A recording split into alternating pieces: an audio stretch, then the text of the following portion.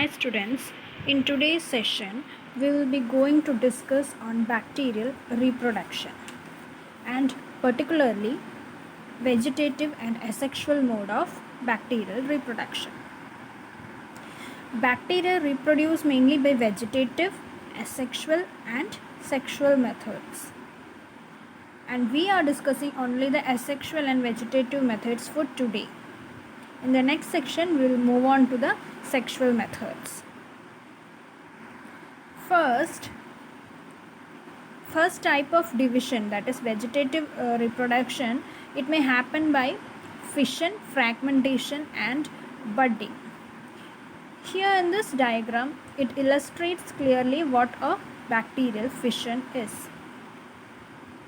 Bacteria asexually reproduce by binary fission and it involves amitotic division. And this fission occurs very rapidly and repeatedly in every 20 to 30 minutes. Here you can see, as this is the parent cell, it has an intact cell wall, cytoplasm and nucleoid. First of all, when a cell prepares for division, it has to replicate its genetic content. So here you can see the genome is replicated. Here you can see 2 copies of DNA, right? 2 copies of genome is present because it is replicated. So before every division it has to replicate its genomic content. So here the cell is in the replicated condition. So after that the cytoplasmic membrane elongates and separates the DNA molecule. The 2 molecules gets separated to opposite poles. They separate to opposite poles. And the daughter chromosomes, as after they move to the opposite poles, then the cell wall invaginates around the middle of the cell to form a septum. See, right in the around the middle of the cell wall invaginates in order to form a septum. And this septum elongates or extends to each other, thereby separating the cell. A cross wall is formed which separates the 2 cells completely. Thus, 2 daughter cells are formed, each having the same genetic content. So, the plane of division is at right angle to the main axis in case of bacilli, vibrio and spirilla. But in case of cocci bacteria, the division occurs, it may occur in any of the plane. So that is all about fission. Next type of division or reproduction mode is fragmentation. This also occurs during unfavorable condition. When an unfavorable condition occurs, the bacterial protoplasm it compartmentalizes and forms several fragments, and thus it forms some number of minute bodies which we call as gonidia. So here you can see an example. This may be a cell, and this cell may undergo fragmentation into several fragments, and each of the fragment will get converted to each individual cell. So this happens during unfavorable condition, and each of the minute bodies formed due to fragmentation is called gonidia. And when favorable condition arrives, each of these gonidia, they grow to a new bacterium. Thus reproduction is attained. And before all this, it is understood that for each of the fragment they have to distribute the genomic content. So before this fragmentation, the bacterial cell has to replicate its DNA to as much as number that they are producing the fragments, right? And next is budding. Budding is another mode of reproduction in bacteria. Here this is a parent cell, and this parent cell forms a protuberance at any of its sides, and these protuberance we call it as a bud. This bud, it develops at any one end of the cell, and genomic replication follows. Here you can see genomic replication has occurred and the genome is moving into the bud, and one copy of the genome gets into the bud. Now one copy of the genome, it has got into the bud. After that, the bud starts to enlarge. The bud enlarges and becomes a daughter cell, and finally they get separated from the parent cell. So this is how a budding process occurs. Next is another mode known as endospore formation. Actually, sporulation is seen in several of the bacteria, and the spore can be both endospore or exospore. And here we are going to deal with endospores. In case of some gram-positive bacteria, they form endospores during unfavorable condition, and these endospores are the most highly resistant spherical or oval bodies produced by the bacterial cell. They can tide over any of the extreme situations like higher temperature or lower temperature, drought condition, toxic chemicals. They are resistant to all these unfavorable conditions and can remain dormant for many years under these unfavorable conditions. And usually a single spore is produced in a bacterial cell, but in a bacteria called Metabacterium polyspora, more than one endospore is reported.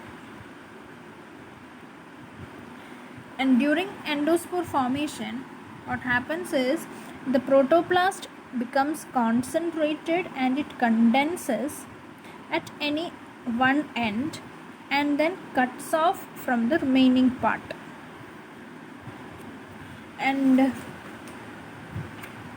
here the diagram illustrates about the stages of endospore formation. DNA is already replicated here. You can see 2 copies. DNA becomes more dense, and at one pole you can see the developing endospore. Here the protoplasm condenses and concentrates, and the one copy of the genome moves into that part, and it becomes to separate by forming a septum, and an endospore core is formed here, and its layers or its envelopes are being formed here. After this, a mature endospore is seen here, which separates from the parent cell. And a mature endospore has a complex structure. It has a core region or where the protoplast is seen, and the protoplast contains DNA, tRNA, ribosomes, enzymes and all. You know that this endospore is a resistant body, or it is a spore formed to tide over the unfavorable condition. So during the unfavorable condition, the bacterial cell will be inactive metabolically. So no metabolic activities will be taking place. So as we know, there will not be any mRNA in this endospore. It has a multi-layered envelope, and the envelope consists of 4 distinct parts, namely inner membrane is seen here, a cortex has both inner and outer layer, and outer membrane, and an outer spore coat is also present. This spore coat is bilayered with an inner and outer layer. So what are the parts of the membrane? It has an inner membrane. Inner membrane is also known as germ cell membrane. Next comes the cortex. Here you can see the cortex, outer membrane and spore coat. Spore coat is bilayered with inner and outer layers. In some cases, they may have an additional covering around the spore coat, which is called as exosporium. Okay. The cortex, as I mentioned, it has both inner and outer layers. This cortex is formed of dipicolinic acid, abbreviated as DPA, mucopeptide and calcium. So cortex is formed of DPA, mucopeptide and calcium. The inner membrane, spore coat and exosporium have lipoprotein composition. And this endospore formation is dependent on several of the environmental factors, which are low concentration of organic and nitrogenous nutrients. Second is high concentration of oxygen, and third is presence of certain cations like manganese, potassium and all in their growth medium. So these are the three factors which induce the formation of endospore: low concentration of organic nutrients, high concentration of oxygen and presence of certain cations. All these three factors influence the formation or induce the formation of endospore formation. And when a favorable condition arrives, this endospore germinates. And during the germination, what it does is it imbibes water and nutrients present in the surroundings, and it swells up. It imbibes water and nutrients and it swells up.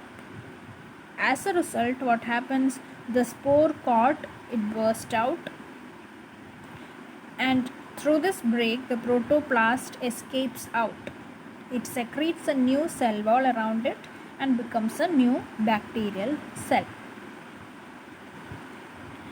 So that is about the germination. During germination, this spore coat is burst out, it breaks up, and through this break, this protoplasm exits out of this membrane, and when it exits out, it secretes a separate cell wall and becomes an independent bacteria.